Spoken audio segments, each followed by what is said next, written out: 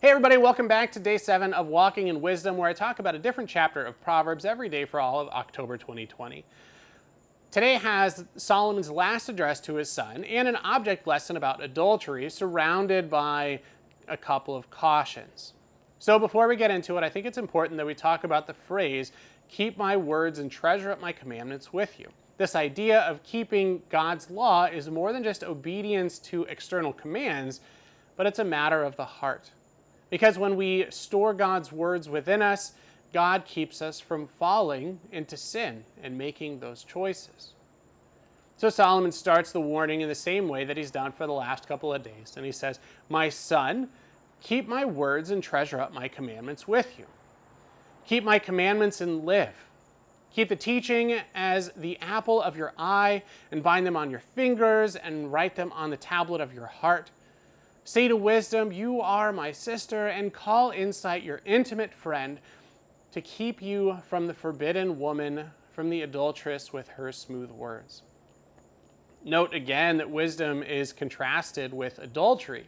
And when we keep God's wisdom as an intimate friend that we listen to when making decisions, we'll be kept from adultery.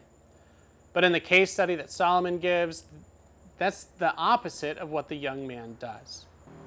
So to paraphrase, the story goes a little bit like this. I was sitting in my house, and as I looked out of the window, I saw a young man that lacked sense.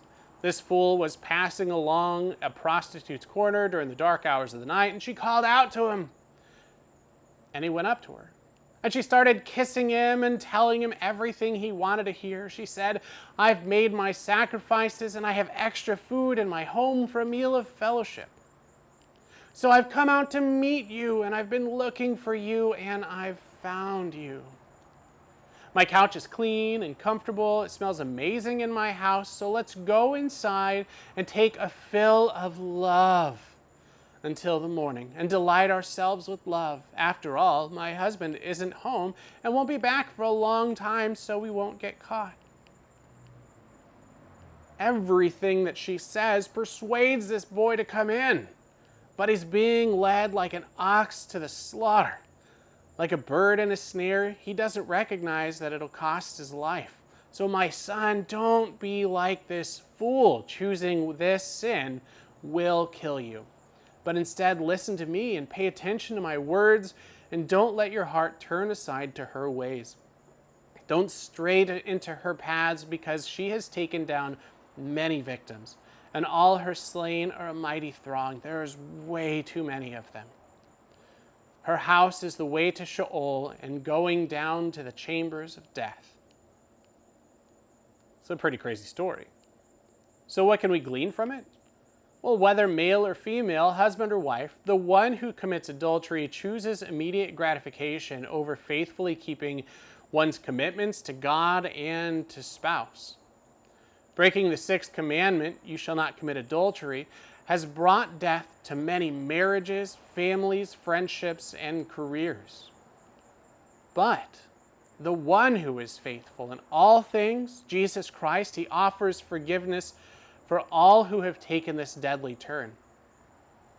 The Apostle Paul likens God's relationship with us to a marriage characterized by service and sacrifice. God's word and wisdom light the way to sexual purity and marital faithfulness. So keep God's word in your heart, on your tongue. Look to God's promises as you are tempted, and it will help you turn away from that temptation. So keep getting wiser, keep reading. Go on to chapter 8, and I will see you tomorrow. God bless.